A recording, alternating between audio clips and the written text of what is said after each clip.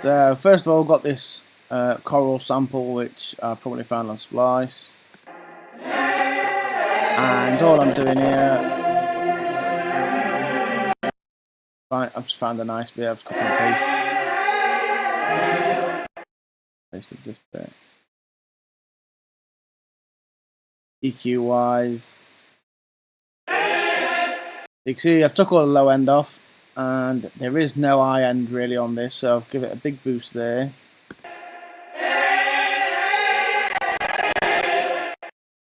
And another stupid boost for the really noisy high end. Then low pass filter.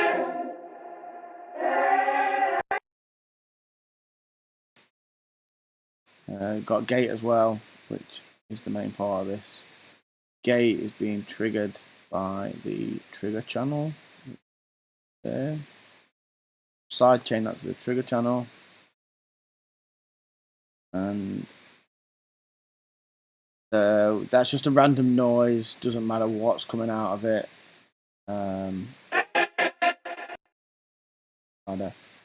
Because can't hear it. It's muted, and then basically this trigger is controlling the gate. But the length of these notes is the length of the sound, basically, because it's the length of the gate being open. And then I can make up any pattern I want for this vocal to play in.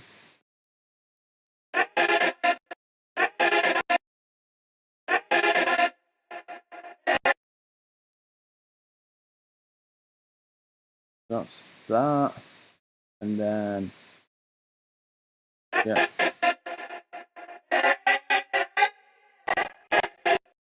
Struggling a bit here with the streaming. The threshold on this is just trying to keep a balance across the whole of this sound. So you've got the stutter effect, but then you've also got the notes of the actual vocals that go up and down. It's just trying to keep control of that dynamics within the main sample. To be fair, this compressor can go before the gate, but I'm going to tell you why I've chosen to go after. And that is one, because this attack time on here just adds a little bit more of that. I don't want to say punch, but it's almost a little bit more punch to the transient. The right word. Yeah, it just adds a bit more attack to the transient of the sound.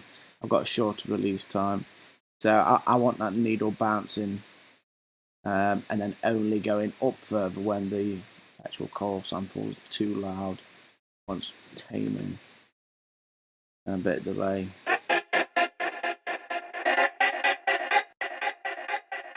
Yeah, delay just fills out this space.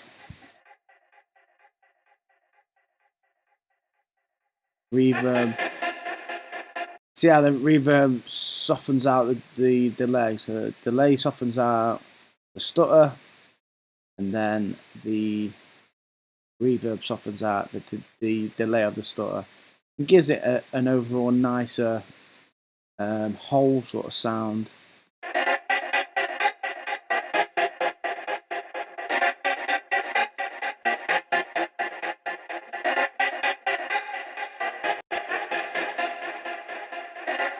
Now, obviously, if you wanted more definition in it, you wouldn't do that, but yeah. So on here, I've just got something. So these are muted. So I've got these. Just some vocal chops. Pitch done. And then I want further processing, but I didn't want further processing on this channel. So what I've done is just resampled them into here, re-recorded them back into this channel, and continued processing on here.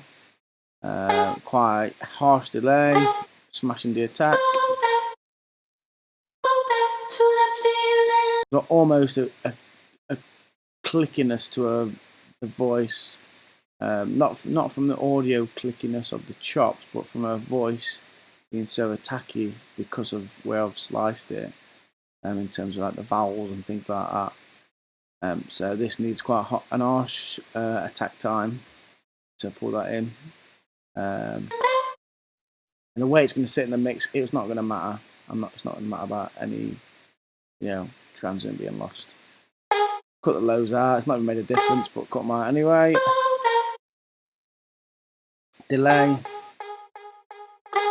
Some more reverb. Not really important. That reverb is quite big by the sounds of it. Probably about 5 to 7 seconds will do.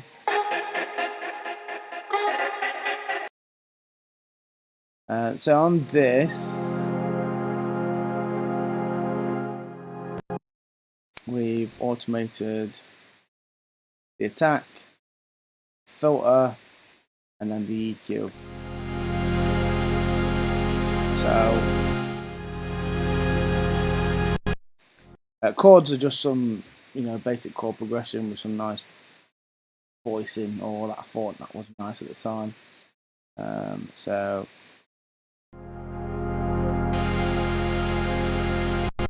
there's the EQ. So low end cut. High end is low pass filter.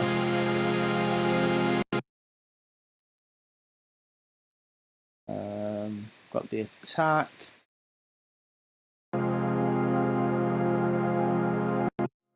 So it's a smooth transition as you first hear it, and I've just automated it. Probably as it builds up, the attack time comes down, and then you've got a frequency on this, whatever this is called again, analog. This analog plugin by Ableton. You've got the frequency filter automated on there. So this is just the same thing but higher end, high pitched notes. Bass is really simple notes.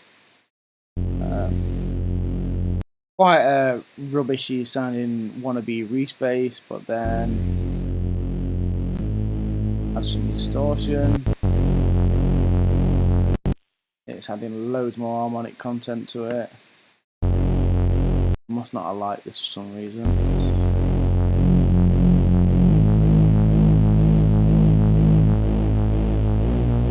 Yeah, so I've cut that out. And that's just sidechain to the kick. Not even very harsh, to be fair. That's just another audio chop. And a slap delay on it. And then together they're pitch different, so they almost harmonise, but are weird sounding at the same time.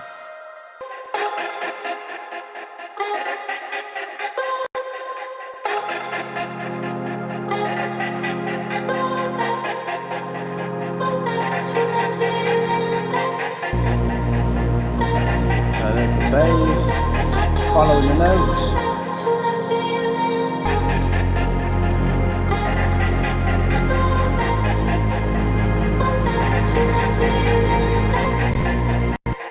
Struggling a bit here, CPU wise, but what's this one? So we've got the splice sample chopped up.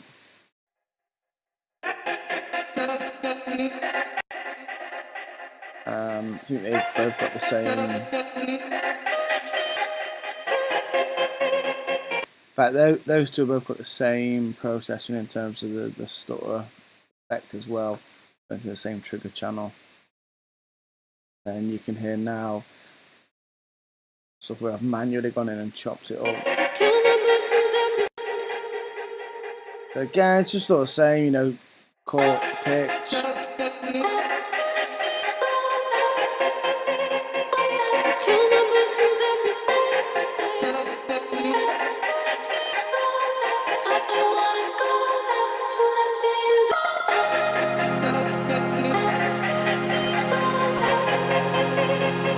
Chords.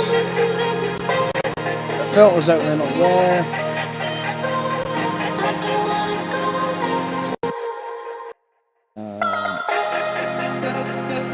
And the attack's coming down.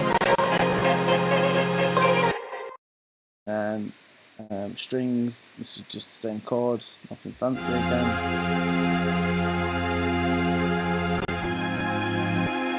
Just cut the low end off.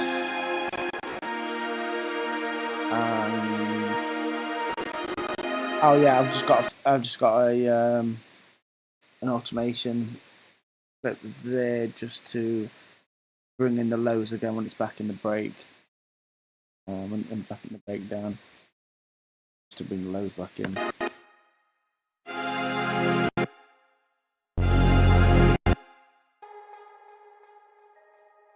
And these on.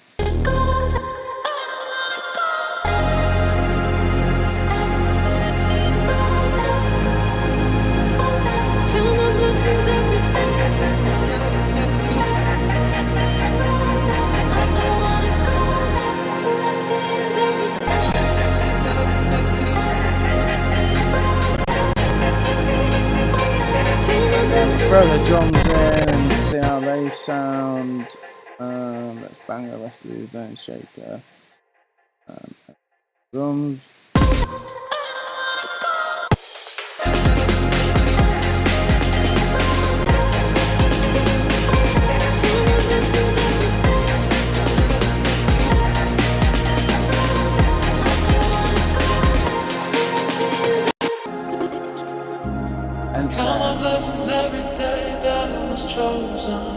So yeah, break and build, quite simple, not much going on as of yet. I might just keep it like this actually.